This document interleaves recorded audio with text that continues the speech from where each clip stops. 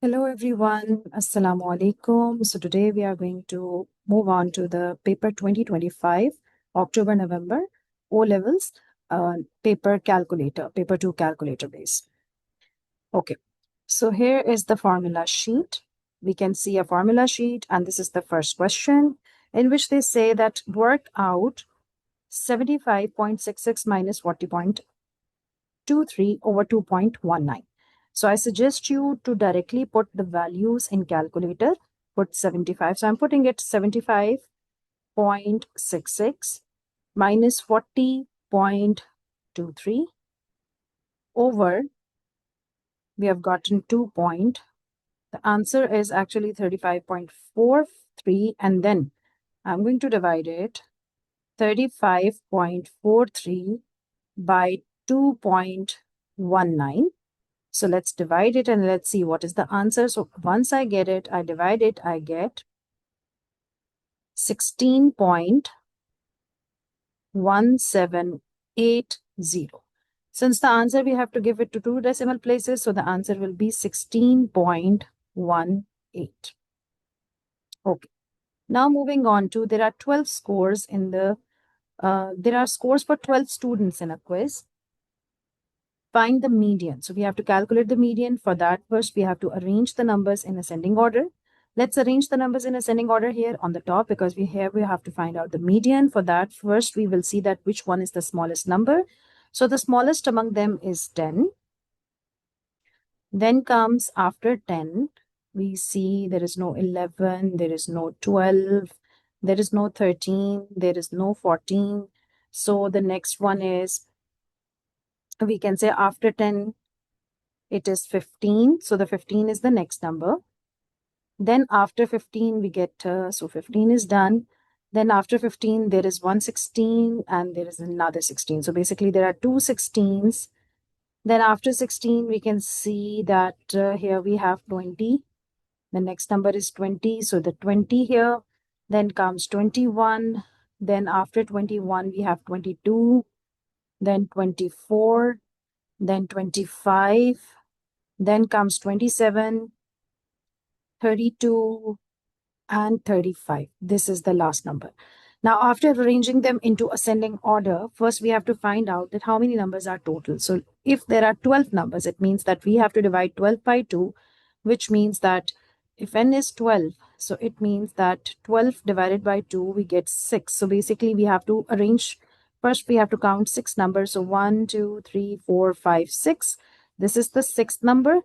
And over here, it's also 1, 2, 3, 4, 5, 6. So this is the 6th number. These are both medians, but we cannot write two medians. So first we have to add. To find the median, we will write 21 plus 22 divided by 2. And when we add it and when we divide it, we get 21.5. Okay, this is recommended whenever you are using calculator for this purpose. First, write 21 plus 22, put an equals to sign on the calculator and then divide by 2. If you directly write 21 plus 22 divided by 2, the calculator actually uses the BODMAS and they first divide 22 by 2, which gives the wrong answer. Okay, so find the range. Range means the biggest number minus the smallest number. So we know that the biggest number is 35, the smallest number is 10. So the range is 35 minus 10, which is 25. So till here we are done. Over here, Idris has 5 kg of rice. Now this is the amount of rice. He cooks rice for 12 people. This is the amount, number of people, and he uses 75 grams of rice for each person. So for one person, he is using 75 grams. So for 12 person, he has to use 75 grams times 12. So first we have to multiply 75 with 12 to see that if for 12 people, if he is cooking for 12 people, so rice, cooked rice or rice for 12 people. So we have to write 12 people. So we are going to multiply 12 with 75 grams. And when we are multiplying, we get 900 grams. Why it's in gram? Because 75 grams. So when we multiply it with 12, we get 900 grams. But he has 5 kg of rice. It means first we have to see that what is 5 kg. The total rice he has is 5 kg. So let's convert kg into grams. So 5 into 1000. So we get actually 5000 grams. Now, after subtracting this 900 from 5000 grams, we will see that how much rice Idris has left over. So leftover rice, we will write the leftover rice is 5000 minus 900. So we are going to subtract it and we will see the amount is 4100. 4100 grams. Gram is already written. Moving on to this question, this requires your compass, your ruler. Since I'm doing it over here, so I'm doing it directly. I'll share the methodology with you and you have to use a proper compass. So what is the methodology? That first you need to see that this is AB and this is already given. So suppose this is 8.5 centimeter. So when we are using this, compass and ruler, and we have to find out the angle BAC. For this, you need proper compass and ruler. And first, you have to open your compass at like AC. It means there must be a C point over here. For this, we are going to open the compass to 6 centimeters. So we are going to put the compass here and we are going to draw an arc here for 6 centimeter if the compass is opened. Similarly, we are going to open the compass at point B, which is 7 centimeters. So when we are going to, okay, this is recommended whenever you are putting an arc, the arc should be bigger so that when you are putting a compass here and opening the compass 7 centimeter, it must be cutting at some point here. So when they are cutting at some point here, we are going to join this to make a triangle with the help of ruler. And once we have made the triangle, we are going to find out the angle BAC. So over here, we are going to use the compass and calculate this angle. So when you are using compass and you are calculating the angle, you will be getting, for this, I'm going to show you the methodology once again with the help of this, but this is going to be, the angle is almost, we get, that is 59 degree to 60 degree. Now, let me do this methodology for you all. Actually, so let's see, let's draw the line first. I'm going to open the compass and I'm going to open the ruler. And first we saw that the dimensions we were given as, the first dimension was AB as 8.5 centimeters. So I'm going to draw the line 8.5. So here I am drawing a line to exactly 8.5, a little bit exactly 8.5. It should be, this is 8.5. Now what we have to do at this point, we are going to open the compass. The compass should be open to almost, here we can see the dimensions are given. AC is 6 centimeters. So we are going to open up the compass. Now we are going to put the compass here and almost 6 centimeter we have to open. So this was actually 8.5 and I'm going to put the ruler here and I will see that how much I have opened. So actually I have to open 6 centimeters. So I am just using the compass and I'm opening the compass to 6 centimeter only. So now this is 6 centimeter. Now at this point of time, I'm going to put the compass here and we'll open the compass to 6 centimeter again to check that because it was a bit. So here the compass is exactly 6 centimeter. It's almost 6 centimeter. Just okay. So now it's 6 centimeters. So I'm going to open it up and I have made an arc a little bit, the arc is, so it's going to be, the arc is a bigger arc, you can see. Okay. So now I'm going to put the compass at this point and here we will open it up to 7 centimeter. So it was already opened 6 centimeters. So it's almost like we're going to open the compass at 7 centimeter because now we have to see that since we have already talked about that the BC side should be 7 centimeters. So now at this point of time, I'm going to see the 7 centimeter compass should be opened, and it's almost 7 centimeter. So 7 centimeter. Okay, here 7 centimeter. So here you can see the arc again. The arc is 7 centimeter. Now the arcs have been made. Now at this point of time, we are going to join this point, which is the intersection point with this point, the intersection point with this point, and we are going to mark it as it was A, this point was C, and this point was B.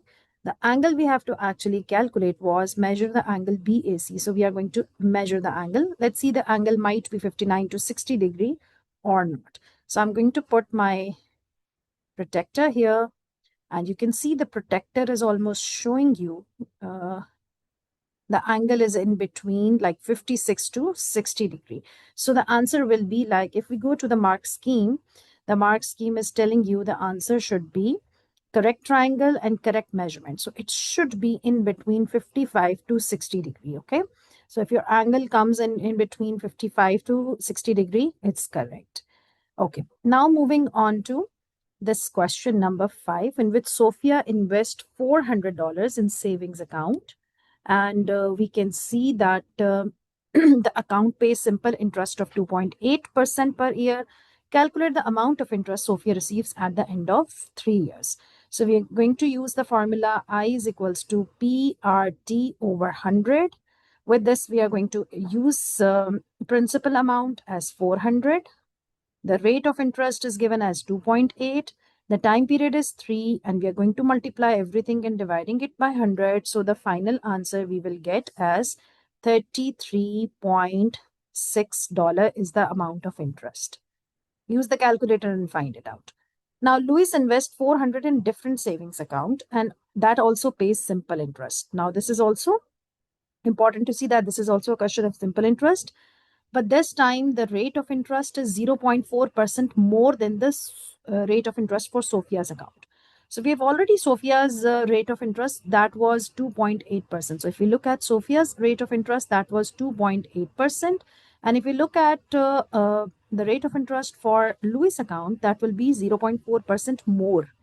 Now we have to see that how much interest Louis receives each year than Sophia receives each year. It means this is an important scenario here, that first we have to calculate Sophia's investment for interest for 1 year, because we have to see that how much interest they both are receiving. So basically it's a kind of a unit rate question. So first we have to use Sophia's amount of interest, or we can write I of, you can use even the abbreviations like in amount of interest for Sophia. So it would be 400 times 2.8 times 1, because this is what we are going for 1 year. So for Sophia's amount of interest for 1 year is, let's calculate it with the help of calculator by multiplying it, and we get $11.2 for 1 year. Now we are going to calculate, on the other hand, amount of interest for Louis. So same we are going to use, because the amount of investment amount is same, but this time they are using 0.4% more. So 2.8 plus 0.4. Basically now this is not 2.8 now, plus 0.4, or you can directly add it, multiply by 1 divided by 100. So see what is the, so first we are going to add 2.8 plus 0.4, which becomes, and the total amount after adding this and multiplying it with 400 and dividing it with 100, we get the amount as 12.8. And here the amount of Louis Louis amount of interest is 12.8. Now we are going to subtract the amount of Sophia's interest from Louis' interest. So the amount of interest which is more and received by Louis,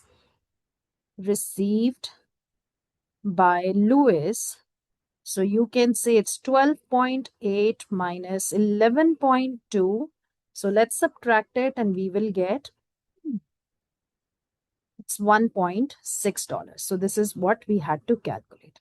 Now moving on to the next question number 6, which is a scale of a map is 1:5000. This is the scale given. The length of the path on the map is 8.3 centimeter. Work out the actual length of the path. So for this, we know that we have already this is in centimeter. So first we should know that they are talking about that the length of the map is in centimeter, but we are giving the answer in meters. So this is important scenario here. This is given in centimeter. Okay. So we know that if we are converting this 8.3 centimeter into meter, we know that if you look at the key, the general key, I'm going just drawing the key over here for all the students. So if we are converting from centimeter to meter and then to kilometer, we are actually dividing it by 100. And if we are converting from meter to kilometer, we are always dividing it by 1000. If we are converting from kilometer to meter, so we are multiplying it with 100,000, and from meter to centimeter we are multiplying it with 100. So this key we can use. Now over here, if we comes back and we see that first we have to convert this 8.3 centimeter into meters. So then it means that centimeter to meter, so we have to divide it by 100. So it means that 8.3 divided by 100. So whenever we are dividing by 100, we are shifting the decimal backward. How many decimal places we have to shift the decimal backward? We have to actually go back to 2 decimal places. Now 2 decimal places means that here we have to put 1 0, so that it is actually, when we are shifting the decimal to 2 decimal places backward, the decimal will come here. So the final answer will be 0.083. But right now we just have converted into meters. Nothing else we have done. Now the scale is given, and the scale is 1:5000. So it means that in case it was map versus original. So basically this is map, this is original. So if on the map is 8.3 centimeter, which is actually 0.083, so we have to find it out. So it means that we are going to multiply this with this. So x is equals to, x times 1 is x. So x is equals to 5000 times 0.083. Use the calculator to calculate the final value, and you will get the final answer in length as 415 in meters. So this is the final answer for this one. Now we have to factorize this, and this is 20x square minus 5xy.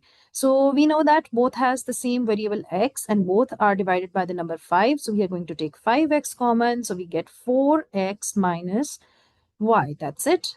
So this is the answer, 5x bracket 4x minus y. Now we have to expand and simplify. So when we are expanding and simplifying, we get 4 times 3 is 12x. 4 2s are 8 plus 5 times x is 5, and 5 times 1. So first we multiply this with this with this, then 5 with x and 5 with 1. So that's 5. Now let's simplify it. So when we are simplifying it, we get 12x and 5x, we get 12x plus 5x plus 8 plus 5. So 12 plus 5 is 17x. 8 plus 5 is 13. So the final answer is 17x plus 13. Okay, next question we have is question number 9 is about the diagram. And this diagram shows a regular pentagon. So these are the regular pentagons, and it has 5 sides. Pentagon means penta means 5 and pentagon. And there is a regular hexagon also. So it means this is pentagon, this is a pentagon, and this is a hexagon.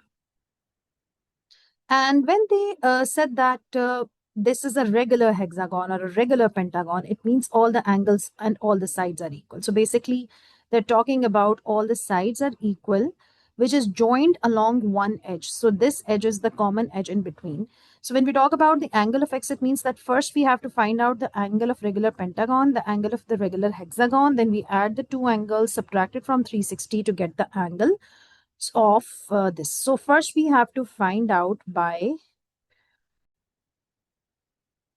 so here we have interior angle of pentagon. So all the angles of the pentagon, since they are equal, so we will be using the formula for the interior angle of the pentagon, which is first we are going to find out, let's say this is A and this is B. So A we are going to calculate. So we will be using the formula n minus 2 times 180. Since pentagon has 5 sides, so 5 minus 2 times 180 divided by 5. So let's calculate it. 3 times 180 and divided by 5. So we get the regular angle of a pentagon as 108. Now let's see the regular angle of a hexagon, which is again 6 minus 2 because it has 6 sides. So 6 minus 2 times 180 divided by 6. So the regular angle of hexagon is, we get 120. After adding the 2, so we are going to find out the x by adding x plus 120 plus 108 should be equals to 360. We know that all the angles at a point is equals to 360. So when we add 120 plus 108 and when we subtract it from, so we have actually x plus 228 equals to 360. After subtracting it, we get x is equals to 360 minus 228. 360 minus 228 and we get 132. So the angle of x is 132. At this point of time, we have this question number 10. In this, they are asking us to calculate 3a minus b. So 3a means that we are going to multiply a with 3. So 3 times minus 3, 4. Minus b means that we are writing 8 minus 2. So this will become when we are multiplying this with this, it will 3 3s are 9, minus 9, 3 4s are 12, and minus 8 minus 2. So it will be, we are going to write here, minus 8, minus 9, minus 8, and 12, minus will become plus, so plus 2. So we get minus 17, minus 8 and minus 9 is actually, we are going to add the two numbers because they both have the negative sign, and 12 plus 2 is 14. So minus 17 and 14 is the answer. Now we have to find out a plus b and the mod of a plus b. So first we are going to find out a plus b. Since a and b are given as minus 3, 4, so let's find out a plus b first. We will have minus 3, 4 and b is 8 minus 2. So it will be, here it is minus 3 plus 8, 4 minus 2, because plus minus is minus.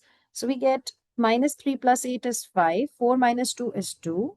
So now we have to take this 5, 2. So we have to take a plus b, the mod of a plus b. So it will be 5 square, the square of 5, the square of 2. So 5 square is 25 plus 4. 25 plus 4 is square root 29. If it was paper 1, we had to give the answer till here. But since it's paper 2, so we are giving the answer to 2 decimal places, which is 5.39.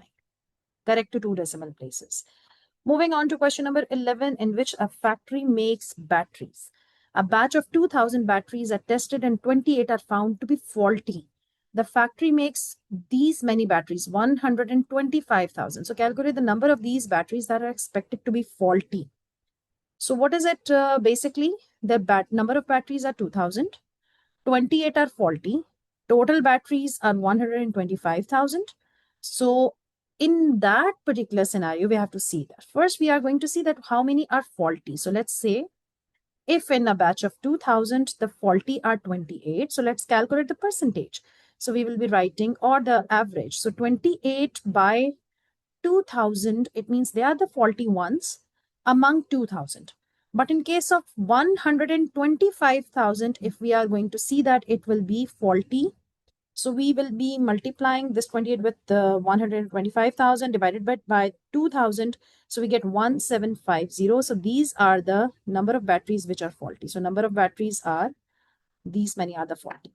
Now let's write this in standard form. Write 372,000,000 in standard form. So it will be 3.72. Let's count. 1, 2, and then 3, 4, 5, 6, 7, 8.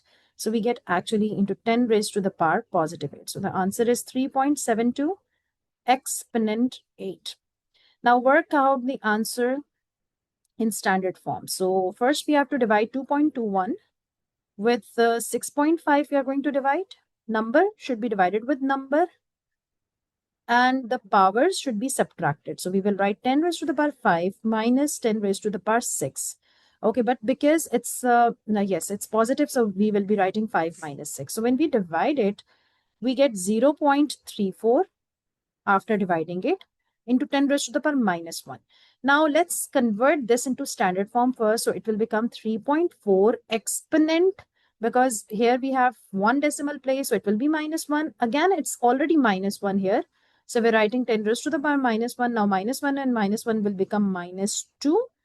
So it is 3.4 exponent 10 raised to the power minus 1 and minus 1, because we are adding actually. Both the numbers we are going to add. Let me write it clearly. Because both the numbers are negative, so we are going to add and it will become 3.4 exponent minus 2. So this is the answer for this one. Okay, next is we have, these are the first 5 terms of a sequence. Find the next term of the sequence. So let's see, the sequence has, now if we look at this one, plus 5, if we look at this one, plus 5, if we look at this one, we're actually adding 5. Every single time we are adding 5. So if we want to know the next term of the sequence, so 23 plus 5, we get 28. So the next term of the sequence is 28. Find the expression of the nth term of the sequence. So we know that already, that these are the, basically, this is the arithmetic sequence. So when we are finding the arithmetic sequence, we know that the nth term of the arithmetic sequence is actually, can write a, and nth term of the arithmetic sequence is a1 plus d bracket n minus 1. So a1 is 3 plus the common difference is 5 and n minus 1. So here we have 3 plus 5 n minus 5. Now 3 minus 5 is minus 2. So here we have 5 n minus 2. So the nth term of the sequence is 5 n minus 2. Moving on to this one. This is the nth term of a different sequence. We have to calculate T25. Let's observe it carefully. 3, then 8, then 13, then 18, then 23. So the sequence is very similar, which we have already found.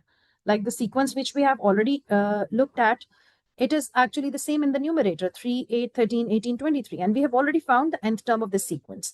If we look at the bottom is 4, 9, 16, 25, 36. It means these are the squares of the numbers, but the number is actually, for the first term, this is the square, the bottom is the square of 2. For the second term, the bottom is the square of 3. For the third term, the bottom is the square of 4. So it's actually, basically, we see that the bottom is the square of one extra number. Like if for the first term, the bottom is the square of the second number. So we will be writing, because the nth term of the numerator, which is 5n minus 2, will be same. So the nth term will be, first we are finding the nth term. And the bottom will be, because basically we know that it's always n plus 1, because if n is 1, we are taking a square of 2. So it's n plus 1 whole square. So if you want to know the T25 or A25, means that we are talking about the 25th term. So we will be using, we will be replacing this 5 with 25 minus 2 over 25 plus 1 whole square.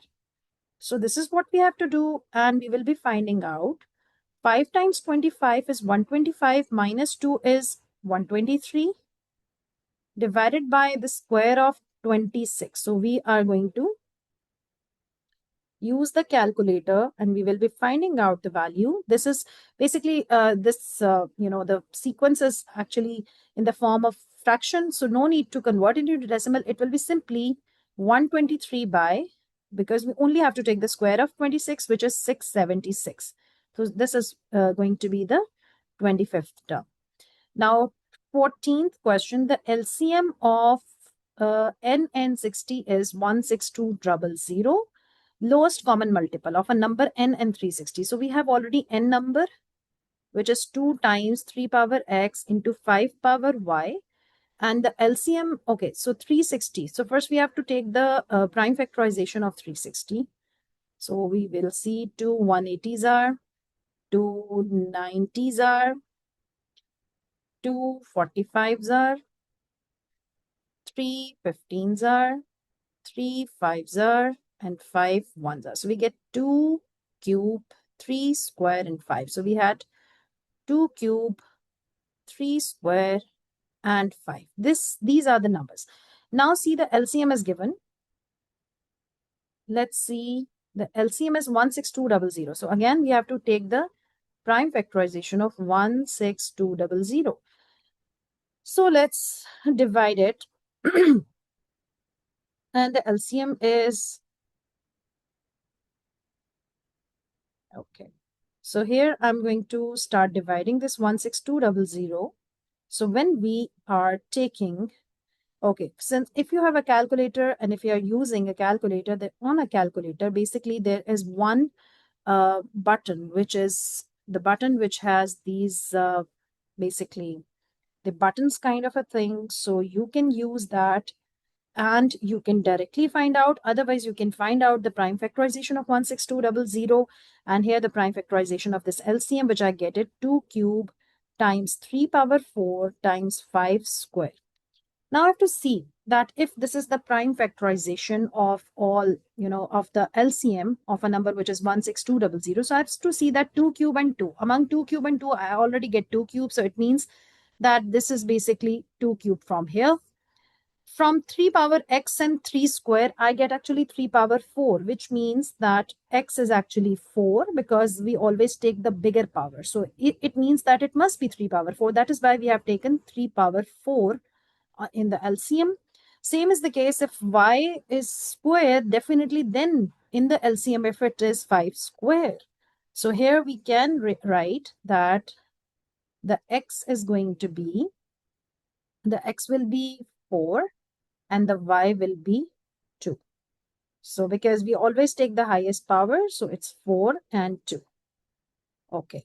Now find the HCF of n and 360. We have already found that what is n. Now we should know first that let's find out the value of n. N is 2 times 3 power 4 and 5 square. So first we have written this n. So n is 2 times 3 power 4 times 5 square. And we have 360. We have already found 360 as 2 cube times 3 square times 5.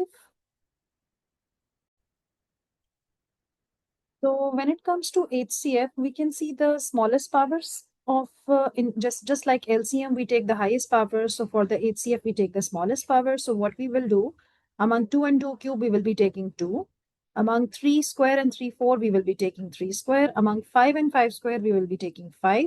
Since they did not ask us to keep the answer in the product of prime factors, so we will multiply 2 times 9, 18. 18 times 5 is 90. Moving on to this question where k is a positive integer and kn is a cube number, find the smallest possible value of n. Because n we have already known, so the n is already given. That is 2 times 3 power 4 into 5 square. And we want to know that if it is k, so k should be, because kn is a cube number, it means that all the product of the prime numbers should be in cubes. So it means that with 2, we actually have to take 2 more 2's. Like with this 2, we have to write 2 times 2 into 2. So this is the additional thing we are going to multiply. With 3, 4, it means that actually it's one of the 3 cube and the other is 3 should have one, there should be one 3 square with them, so that when we multiply this 3 square, this also will become 3 cube. And with 5 square, we are going to multiply only 1 5 so that it is also become a triplet. So all these should be cubes. So when it is like what we have multiplied, these are the numbers that we actually multiplied. So we need to see what extra numbers we multiplied. We multiplied 2 square. So I'm writing k is equals to 2 square because this 2 square I have multiplied. So it's actually 2 square. I'm writing here 2 square, which I multiplied from here. 3 square, which I multiplied. So basically, the extra number that I have multiplied, it's 3. square. And then what I multiplied 5 only. So we just have to multiply the numbers. 2 square is 4, 3 square is 9, 4 nines are 36, 36 times 5. So we are going to multiply 36 with, so I'm going to multiply 36 with 5, which is 180. So the value of K is 180. Now moving on to question number 15, where the mass of a bag of potato is 2.5 kg. Correct to nearest 0.1 kg. Okay, write down the upper bound and the lower bound. First, we need to see that what is actually given as uh, the correcting point. It's 0.01. So first we have to see that when we divide 0.1 by 2, we're actually getting 0. So let's divide it. It will be 0.05. So what we know that it's 0.05. And when we are taking so it means that we are going to, for the upper bound, we are adding 2.5 plus 0.05. And the upper bound is 2.55. And when we are subtracting and we are getting the lower bound, so for the lower bound, we will be writing 2.5 minus 0.05. So this will be 2.45. So the answer for the upper bound is 2.55. And the answer for the lower bound is 2.45 kg. The mass of a box is 8 kg. Correct to nearest 0.1 kg. Again, it's 0.1. So we are going to divide 0.1 by 2. We get 0.05. This is an important step every single time. Whenever you get a nearest point, you have to divide it by 2. And then for the bag of potatoes, because we have to calculate again the bag of potatoes, calculate the upper bound for the total mass. So because we are calculating the total mass, so we know that the mass of the box is 8 kg. And the bags of potatoes, it means total mass, and total mass containing 12 bags of potatoes. So the upper bound and the lower bound for the total mass, first we have to calculate the upper bound for the box of mass, which will be 8. So I'm just writing the upper bound here. So the upper bound of a bag of mass will be 8. And we're going to add, so we know that it's going to be 8 plus 0.05. So it will be 8.05. And for the lower bound, we will be subtracting 8 minus 0.05, which is 7.95. This is the lower bound. Now the total mass is basically there are 12. So for the upper bound of the upper bound of the total mass, we only have to find the upper bound of the total mass. It means we are multiplying 12 with the upper bound of the box of mass. Because in multiplication, upper bound for total mass. So for total mass, what we are going to do, we will be multiplying 8.05 with 12. And because, okay, here the bags containing 12 bags of potatoes. Now, this is the bag of potato was also 2.5 kg. So what we are going to do, we know that basically we will be multiplying, because, what is it? First, we need to understand the scenario. The scenario is, let me just see, because there are, this is just mass of a box, right? Let me just quickly make it. This is a mass of a box, this is a box. So it's 8 kg. Now the mass of a bag of potato is 2.5. So among it, there is a bag which is 2.5 kg bag. Okay. And just one bag of potato.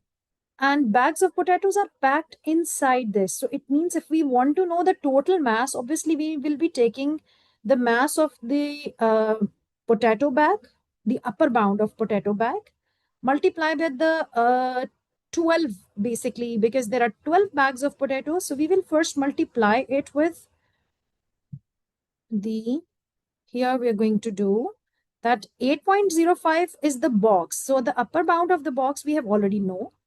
plus the bag of potatoes. So the bag of potatoes upper bound was 2.55, but there are total 12 bags. So first we are going to multiply 2.55 with 12, and then we will be adding it with 8.05. So the final answer we will be getting, let me multiply, and the final answer is 38.65 kg. So 38.65. This is what we had to do. Okay. Now this question says, the population of a town decreases exponentially at the rate of X% per year. The population of the town on January 1, 2020 was 120,000. The population of the town on January 1, 2023 was 102,885. So we know that find the value of X. It means that we need to know the value of X, means that the value of X% per year means that we need to know the value of the rate of increase or decrease, right? So because the population was decreasing exponentially, it means that we have to calculate. And how much time, basically, first we see that if it's 2020 and it's 2023, what is the time period? The time period is 3 years. So basically we have to calculate for the 3 years time period, right? Okay. Now we know that P is equals to, the population is equals to the population which was initial population. This is the initial population. This is the final population into 1 minus, because it's depreciating, that's why we are not adding, we are subtracting X% and the power of 3 because the time period is 3.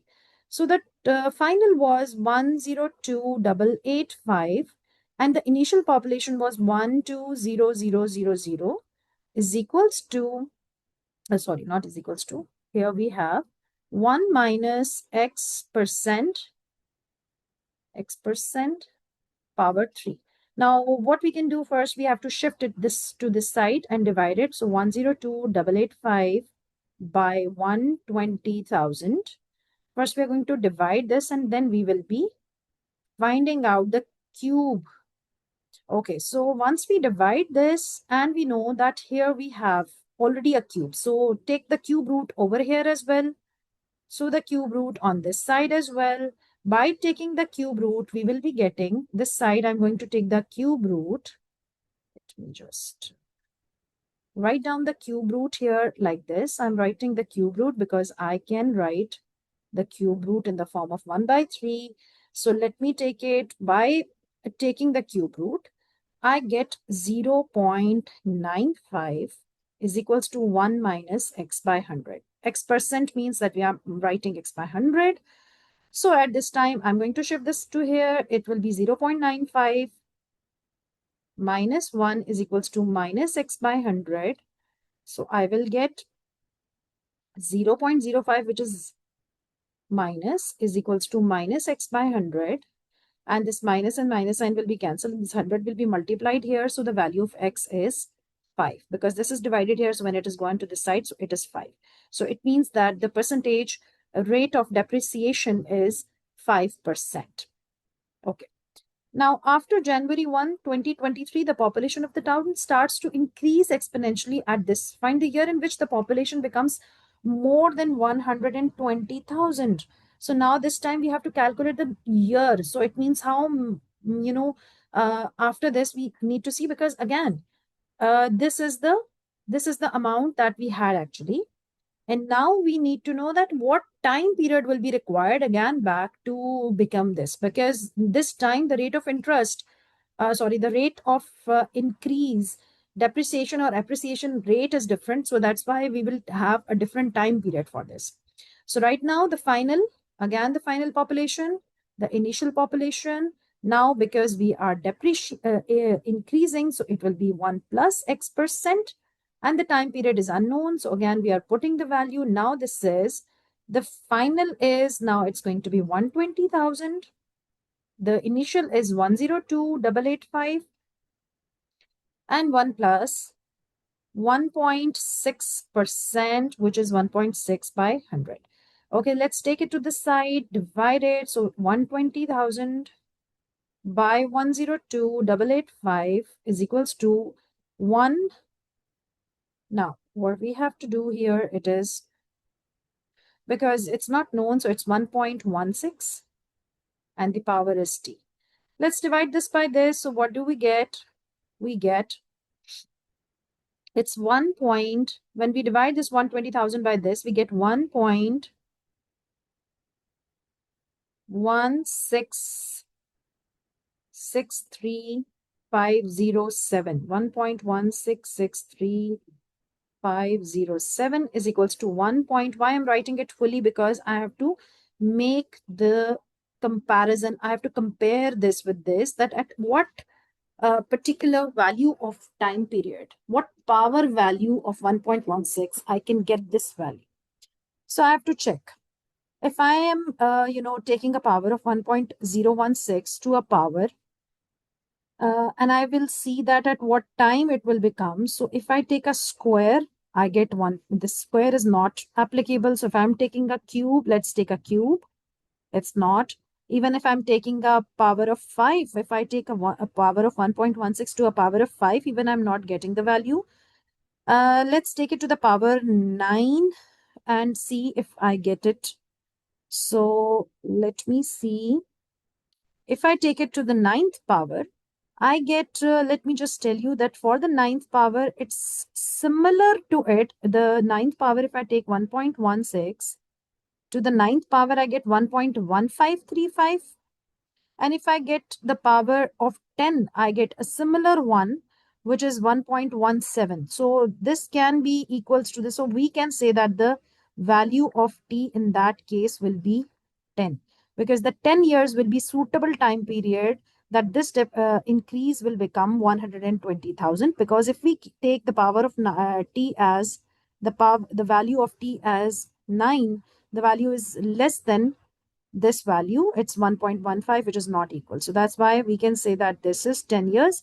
So basically they are not asking us to calculate. They say that after 10 years, what will be the year? Basically, they want to know the year. So in 2023, if we want to know the year, definitely adding 2023 plus 10 years, we will get 2033. So in the year 2033, we will be at this population once again. Now sketch the graph of each function. Here we are given y is equals to x cube minus 3. Now we are sketching it. So it means that first we need to know that this is actually y is equals to x cube, and minus 3 means that first we need to know that it should be, it has a y-intercept of minus 3. So let's calculate it. And if we look at the graph of cube functions, we know that the cube functions are always making a graph like this. Suppose if I'm taking a graph of a cube function, and if I have to see, the first I know that it's y is equals to x cube. Let's put the value of, suppose if it is 0, then of course y is 0. So the first point is this one. And if I've gotten the value as 1, so it means the cube of 1 is also 1. So it means it positive 1, it will be 1. For negative 1, it will be negative 1. So it means that for negative 1, the value will be here. So when we are making a graph of cube function, we know that it's always like this. Now we need to, like, join it here like this way. Here, like this. Okay, here. And if I'm joining it here, so it is like this. So what I have to do, because we know that if I'm making a graph, and the graph is for a cube function, but it is passing through minus 3. So it means that this will not be passing through, because I use it for when the y-intercept is 0, but here the y-intercept is minus 3. So what we have to do, we are going to sketch the same graph, but here we will be using the point as minus 3, and we will be taking it to this one, and from this, we are going to take it this one, just in case I am. So here I am writing it. So it will be, and here it is, right? So here a little bit,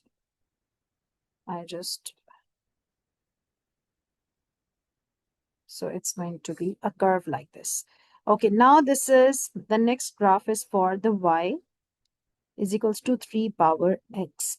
Here we do not have any, y-intercept, so it's just up exponential. And we know that if we put a value of x as 0, suppose if I'm putting the value of x as 0, so y is equals to 3 because 3 power 0 is 1. So we get 0 comma 1. And if we have a graph, okay. So here, if we look at this one, and since it's known like x is 0, so the value of y is 1. So it means that for the value of x is 0, because we are making an asymptote, so it will be like, okay, here we have to, since we have to make the asymptote, so it will be like that. So the graph of y is equals to 3 power x will look like that. Looking at 18th question, here we have the equation of the line is given as y is equals to x by 5 plus 3. Now this is basically they're talking about this L line. We have to find out the gradient of the line L. We know that the gradient is always the coefficient of x. So the coefficient of x is 1 by 5. So the gradient will be 1 by 5 in this case. You may write the equation once again, but this is the gradient. The next line M, you can see it's parallel to line L. They both are parallel lines and they crosses the x-axis. Now at this point, it is passing through x-axis at point A and the y-axis at point B. These are the 2 points. The coordinates of the point A are given, which is 15, 0. Show that the coordinates of the point are 0, minus 3. Now this, we know that if this line is parallel to this line, definitely the gradient of these two lines will be definitely equal. Okay. So we will be using the formula for the gradient, and that is m is equals to y2 minus y1 over x2 minus x1. So I'm putting the value of the gradient as 1 by 5, and that is equals to, because I know that y2 is here, we have like a point is 15, 0, and let's say the b point we do not know. We know one thing here, and that is because it is passing through y-axis, so definitely its x will be 0. So we can write here 0, comma. Now the y is unknown. Basically, this would be b coordinate and this is a coordinate. So a coordinates we have and the b coordinate we do not have.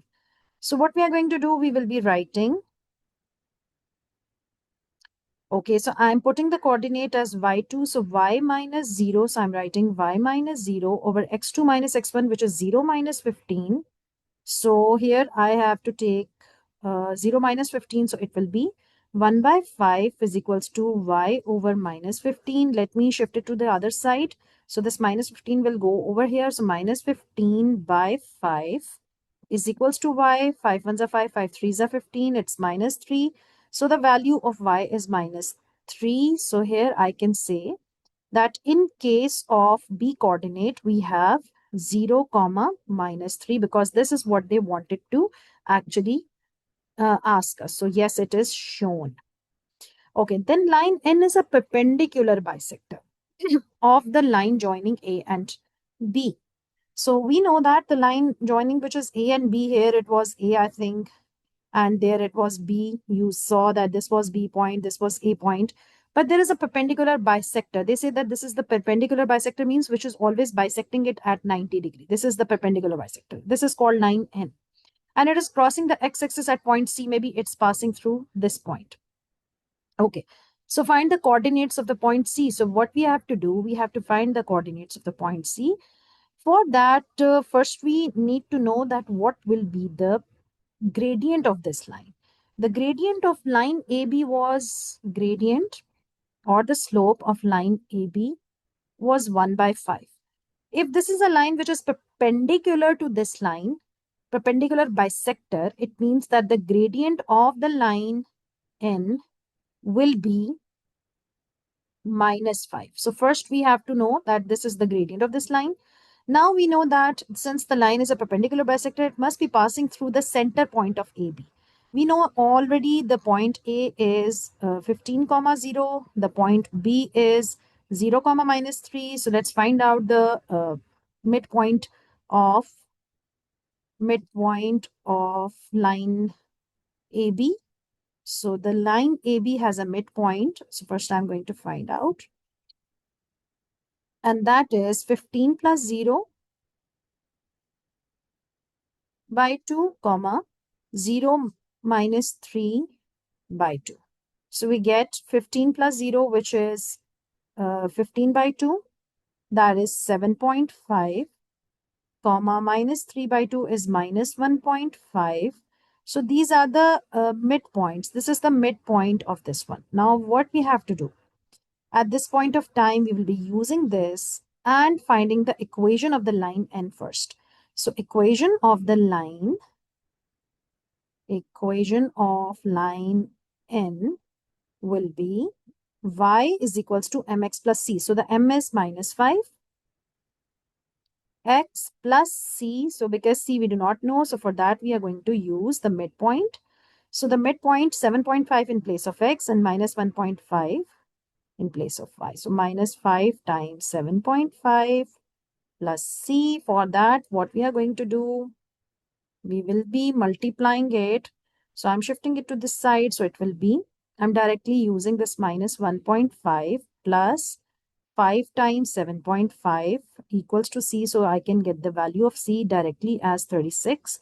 By using calculator, I get the value of equation. So the value of c is this one. So the equation of this line L is y is equals to minus 5x plus 36. This is the equation of the line.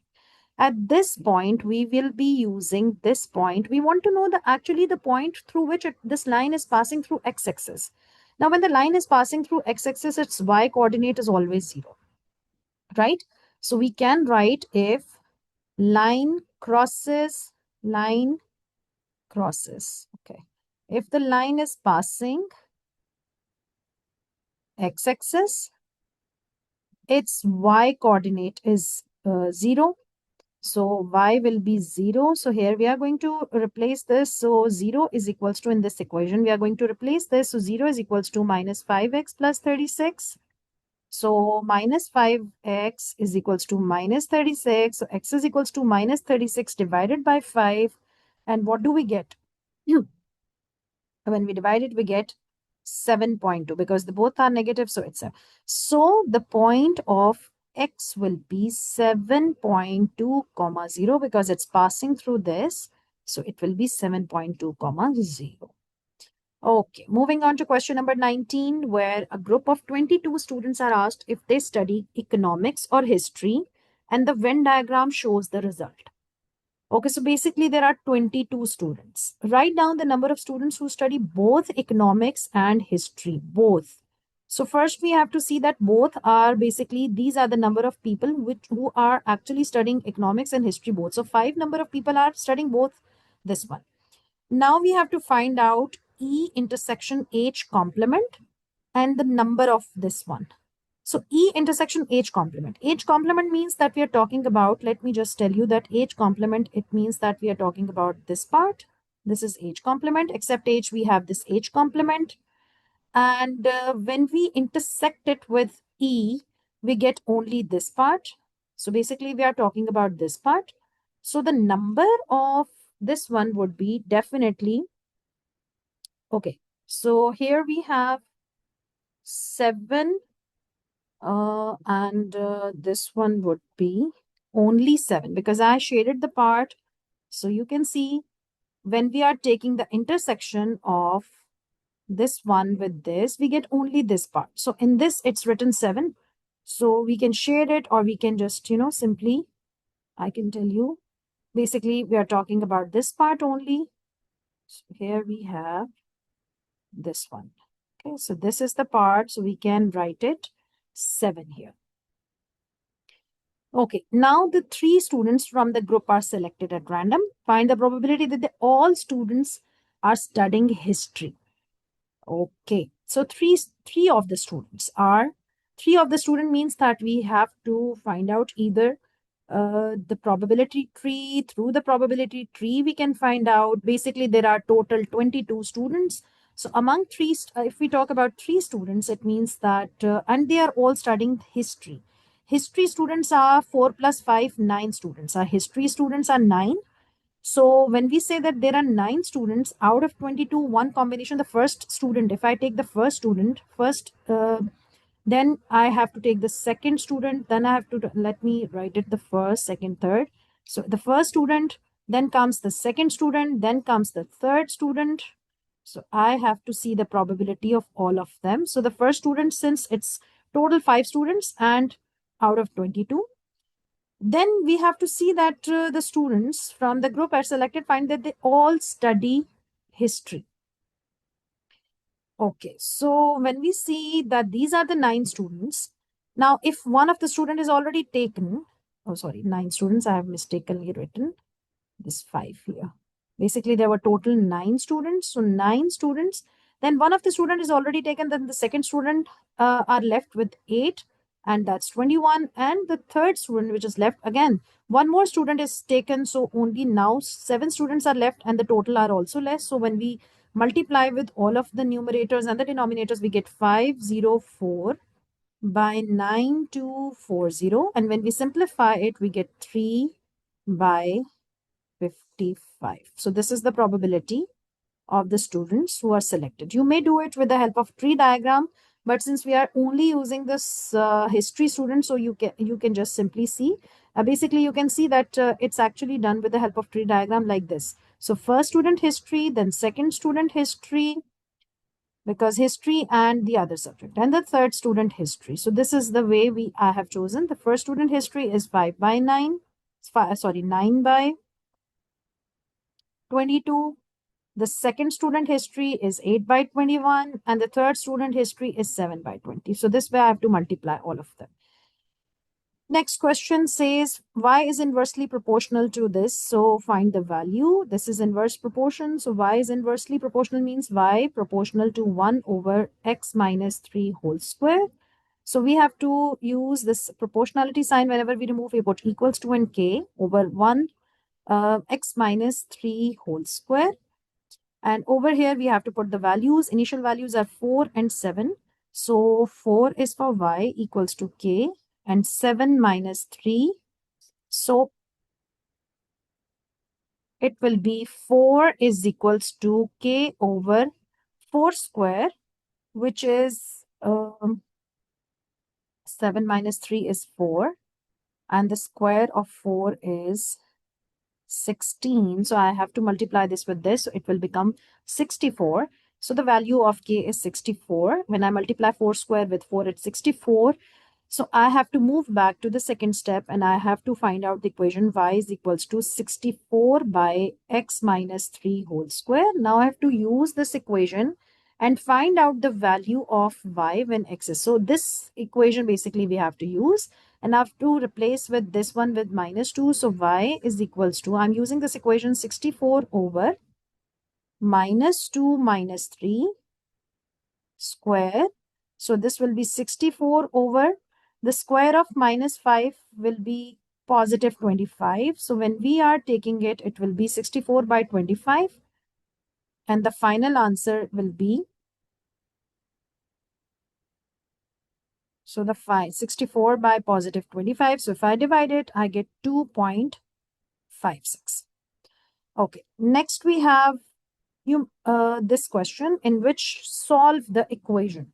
So when we are solving, it means we have to shift everything, and at the end they say that find the answer to 2 decimal places. So this is the major, correction should be required. So first what we have to do, we will be writing 2x plus 1 minus x over x plus 4 equals to minus 5. This way we could do it. Okay, or what else we can do, rather, if I am doing it, okay, over here I'm putting it 1, and it's going to be x plus 4 as the LCM. So I am going to multiply this with x plus 4, this with x plus 4, and then over here I am writing 2x plus 1 minus, now I have to multiply this x with x plus 4 here, equals to minus 5. So this x, when it is multiplied here, so it's 2x plus 1 minus x square minus 4x Now over here, this will go to this side and it will be multiplied. Minus 5 will be multiplied with x plus 4. So here we have minus x square. Okay, this minus 4x and minus 2x will become minus 2x plus 1 equals to minus 5x. Minus 5 fours are 20, so it's minus 20. So I'm shifting everything on the other side, so it will be positive x square, positive 2x, because I'm shifting these two on the other side, minus 5x, minus 20 minus 1 is equal to 0. So the equation is x square minus 3x minus 21 equals to 0. Now, at this point of time, we have to find the solution.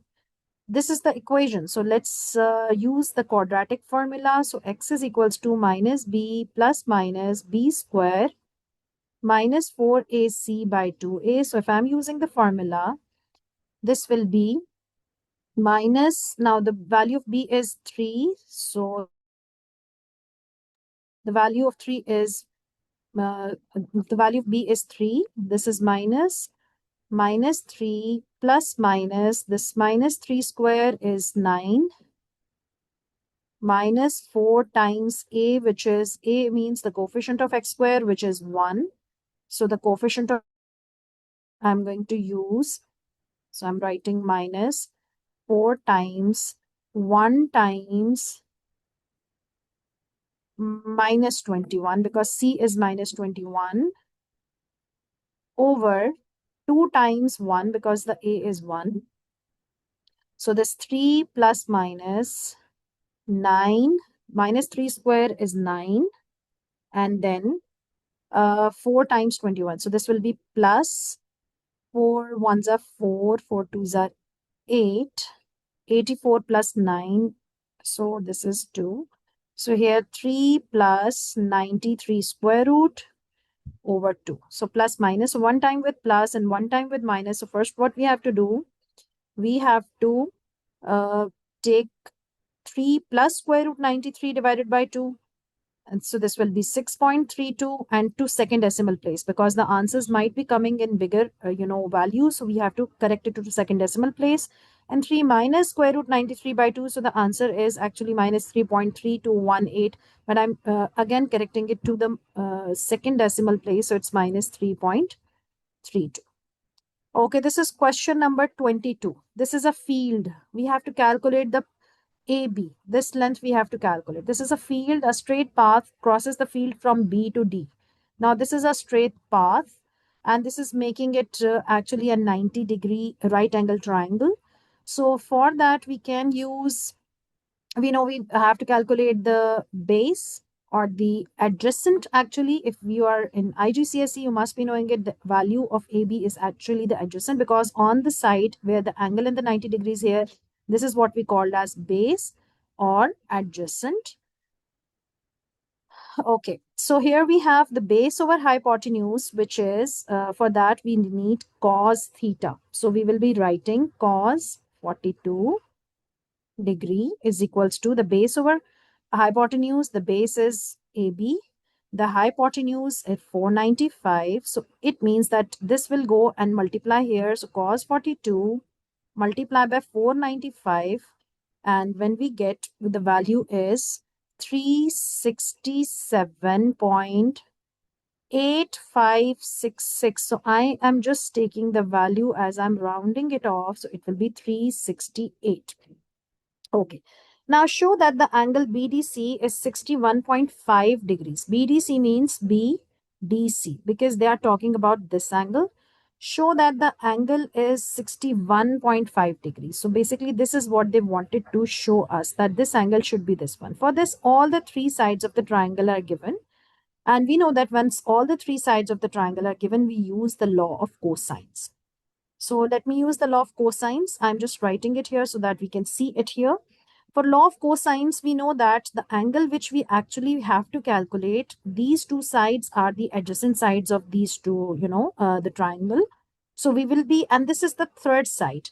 So when we are writing this, we will write cos theta, law of cosines. So first, let me write it here. Let me, okay, for the reference, I'm making this like this side is 620 this side is 580, and this side is 495. So basically, I need to actually check in this angle. I have to find it out. That's why I made it for a reference. So we can do this. So we can see here that we have law of cosines according to law of cosines. Law of cosine says when there are three sides, so we will be taking the third side as 580. So we will be writing 580 square is equals to the adjacent sides. 620 square plus 495 square minus 2 times 620 into 495 into cos theta, because the theta is unknown. So we can write the angle here. Now we will be writing everything. We will be calculating it directly by shifting everything on the other side. So we may write it, and we will be writing 580 square minus 620 square minus 495 square is equals to cos theta over we have, because when it will be shifted here, so it's actually minus here, like we have already minus here, so this minus will remain here and everything on the other sides, and it is 2 times 620 times 495. So here this is also minus, and when we are subtracting it, we also get the negative answer. Let me do it with the help of calculator. So I get, when I'm doing it, I get minus 293025 over, I have, when I multiply these, I'm getting again this, okay, I am shifting this minus also here. So this is also here and this is positive. So this is minus 613800. So because these two minus can be cancelled, and we get this is cos theta. Let me divide it and see that what is the answer. And then we will be shifting this cos to cos inverse. So when I divided it, I get 0.47739 is equals to cos theta. So I have to take cos inverse of this, and let me take cos inverse of this value 0.47739 is equals to theta. So I get the value as 61.5. Basically, it's a rounded value. It's the estimated, like the rounded to correct one decimal place. Okay, a second path crosses the field from C to meet the path BD at point X. Now looking back this diagram once again. Or if I look back and if I can see, actually they say that basically this was type of a diagram we had actually here.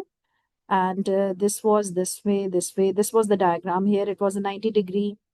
They wanted to know basically this was the point C, this is point D, this is B, and this is A. Now the question says from C to meet path BD. It means that over here you have to join this, crosses the field at point X. And this is the shortest distance. So a shortest distance means that this is going to be in the 90-degree. It's always important to know that the shortest distance means that this is going to be 90-degree. Now, Lara takes 6 minutes and 24 seconds to walk along the path CX. This time is given as 6 minutes and 24 seconds. Okay. Calculate Lara's average speed. Give your answer in kilometers per hour. So we know that this angle we have already found. This is 61.5 degrees. And this is again a 90 degrees. So this is going to be a right angle triangle. A right angle triangle means that we have gotten the angle. We know that the distance, first we have to calculate the distance. We have got the distance. This distance we already had. BD is already given as 495. So this is, okay. Let me just look at the value once again, that this is given, this side is given. So I can use this side rather because I have to otherwise. So this side 620 we can take. So we find out the value of perpendicular, which is CX. So let's first find out the value of CX by taking sine 61.5. Why I'm taking sine? Because this triangle is actually, let me make the triangle here. This is actually, this side is CX. And this is D point. This is the angle 61.5. This is 620. I have to calculate this one. So for that, perpendicular over hypotenuse, we are using sine 65. So 1.5 is equals to cx over 620. So let's multiply it with this one to get the value of cx as. So cx, when I take it to this side and multiply, I get 545 meter. This is the distance of cx. We have already the minutes and seconds already given. And we know that this formula for the speed is distance over time. So we have already the distance, we have already the time, so we can use the formula.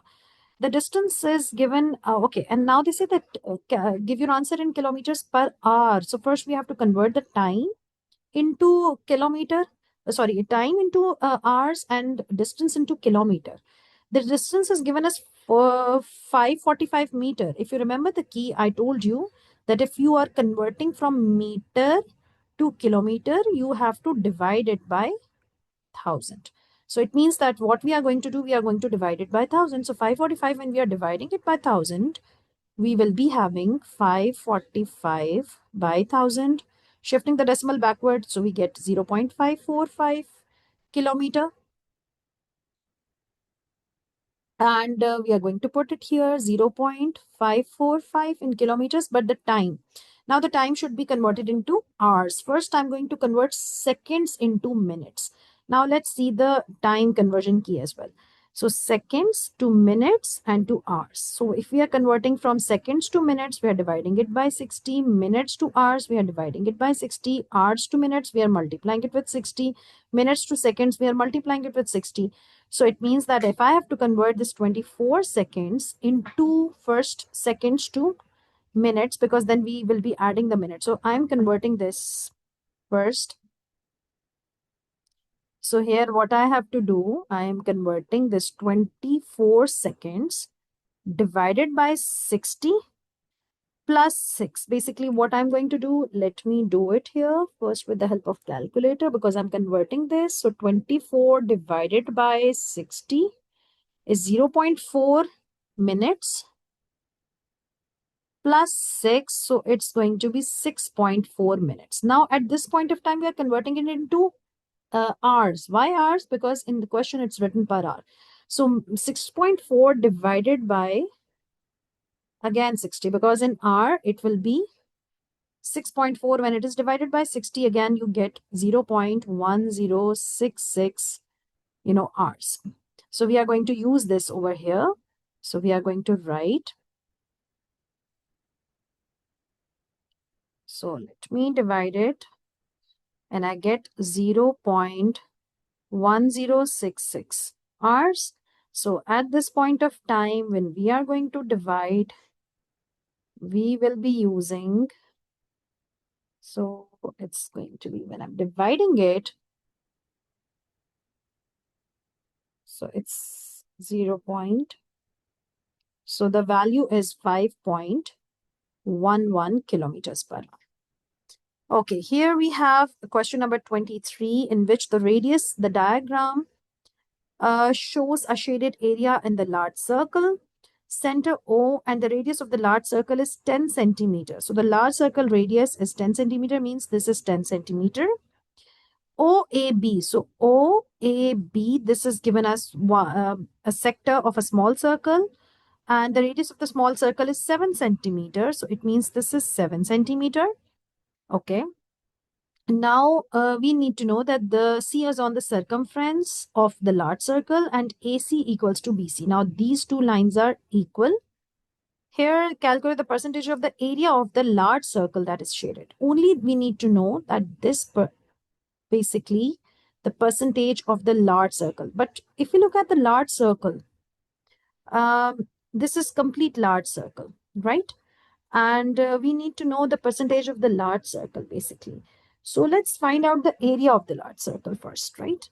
Because we need to calculate the area of the large circle, so area of the large circle will be pi r square. So, okay. So here we are using pi as exactly, and the radius of this one is 10. So 10 square, it will be 100 pi. So the area of a large circle is 100 pi. Now the shaded area, if we talk about the shaded area, is area of a sector. This is the sector plus the area of this AOC plus AOB. BOC. So what we can say that here, if I have to write, basically these are the triangles. So first I have to look back and I have to check that for the shaded area. First we need to know how much is the shaded area. So area of the sector, this is the sector plus area of, okay, let me write first. I'm going to write it here or over here I can write. So basically, if I say that I would like to know the shaded area, so the shaded area is actually the area of the sector, which is AOB, area of sector AOB plus the area of there are basically two triangles. One triangle is AOC and the other triangle is BOC. So area of triangle AOC plus area of triangle BOC. So basically this is what we have to do. Now, first of all, the area of the sector, if we look at the sector, okay, so what we have, and the other thing is that these two sides are equal, and this will be the isosceles triangle. So let's take the area of the sector. We know that the area of the sector is 1 x by 360 into pi r square. This is the area of the sector. So let me take the area of the sector here. So first I'm going to take the shaded area as here 130. This is the area of the sector, x by 360 into pi, and because we are taking the small sector, so it's going to be 7 square plus the area of the triangle. So the area of the triangle will be, that this is going to be this angle and these two sides. So 10 and 7 we have, an area of the triangle. If we talk about the area of the triangle, that's 1 by 2 into AB into sine theta. So if we got the sine angle, we will be using that angle. Now we know that if we subtract 130 from 360, what do we get? It's 360 minus 130. It's 3 and 230. And if we divide 230 by 2, we will get 115. So it means that this will be, so the area of the triangle AOC will be 1 by 2 into side. Now, if I look at this triangle, this side is 10, this side is 7, and this angle is 115. So I will write 1 by 2 into 10 into 7 into sine 115. Now, these are the two triangles. So I can directly write 2 here because 2 times the two triangles are same. So this 2 and 2 will be cancelled. And at this point of time, I'm going to use, so let me calculate this whole value. So I have to write, this is going to be, when I divide it, I get 55.589 plus 63.4415. Let me add it and I get 119.631. Now this is the shaded area basically. And now we have to see the percentage of the shaded area from the area of this complete big circle. So we have already found the area of the large circle. We can even multiply this 100 with pi, and we will be finding the area of the shaded region, the percentage of. So we will be using the percentage of area of shaded by area of a large circle times 100%. So the shaded we have 119.631 by 100 pi into 100. So if we cancel it out, what do we get? Basically 37.9%.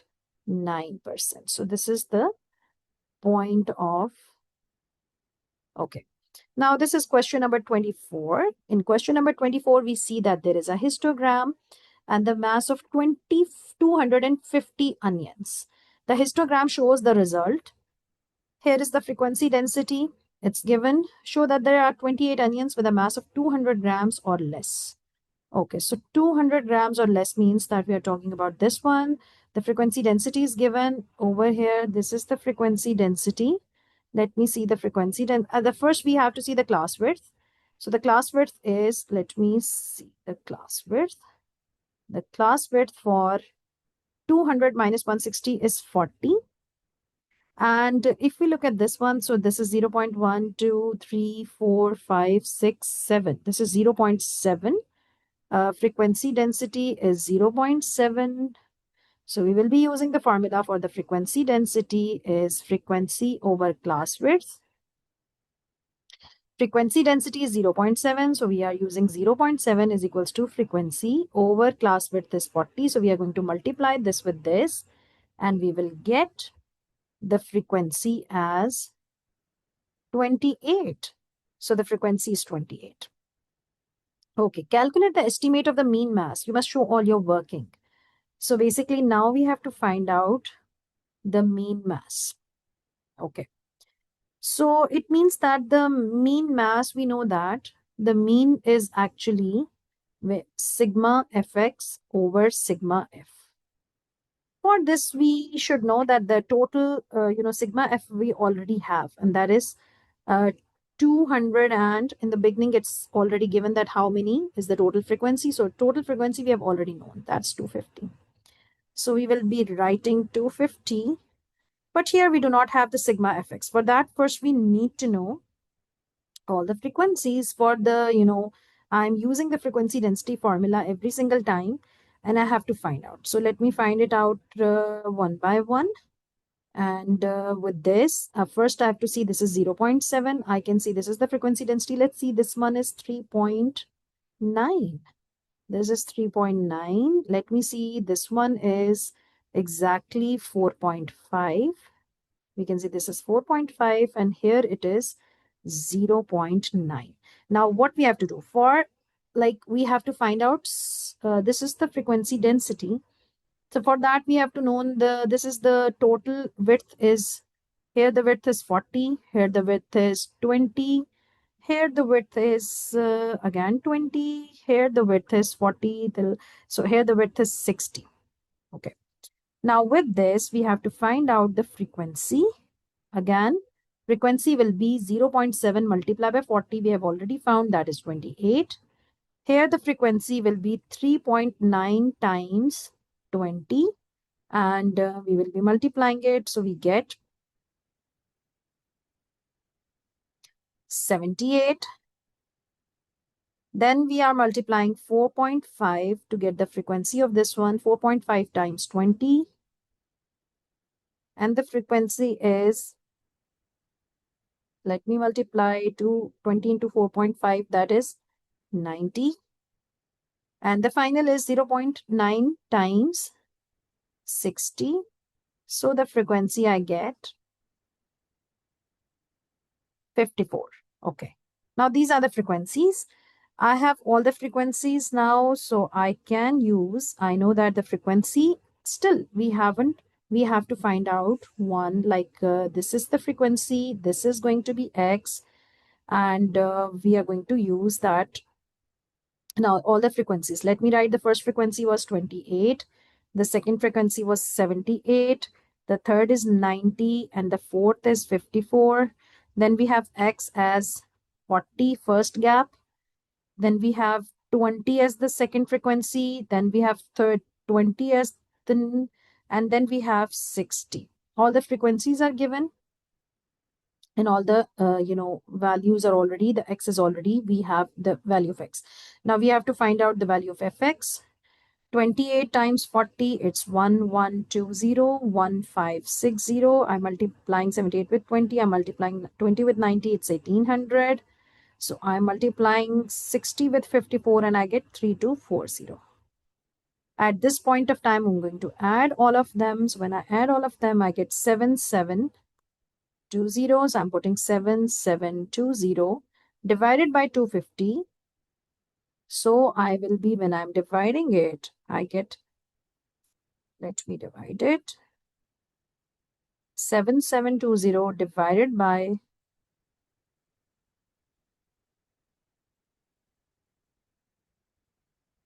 okay, So here we had to actually point of intervals. Okay. Here, this was the class width, and we know that the class width, we are not going to take it. Okay, sorry.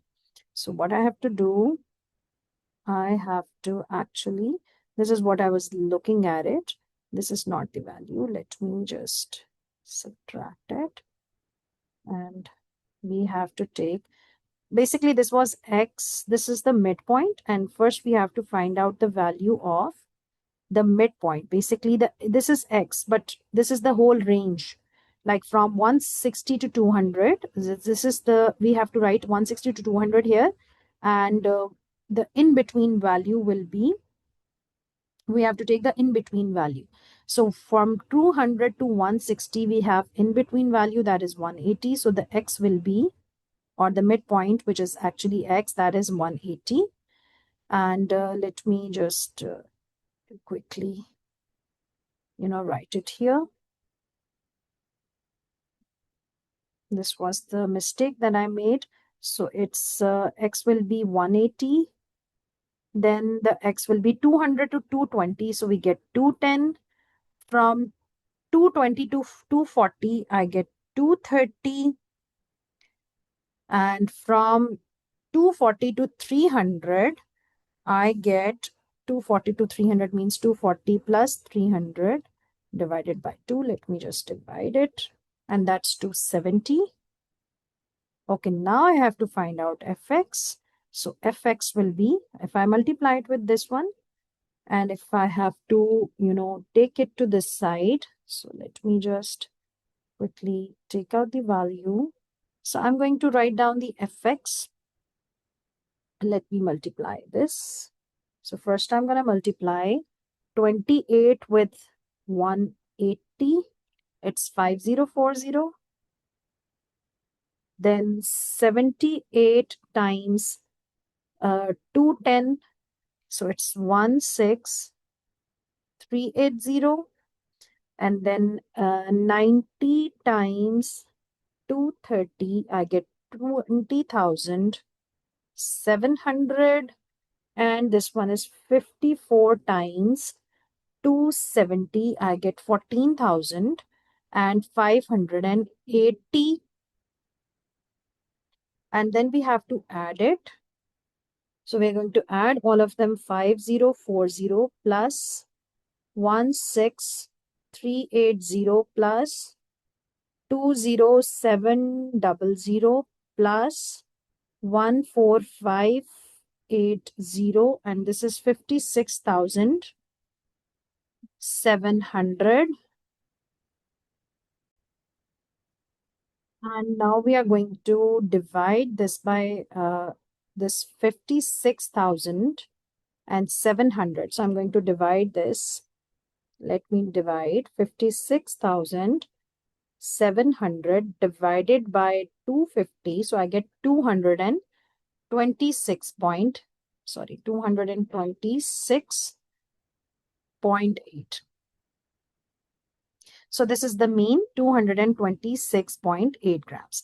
Okay, students, I hope you have understood. The solution of this paper is also available on edusphereacademy.com. So you can check the past paper solutions over there. If you need the full complete solution, you can log into the website and you can get it.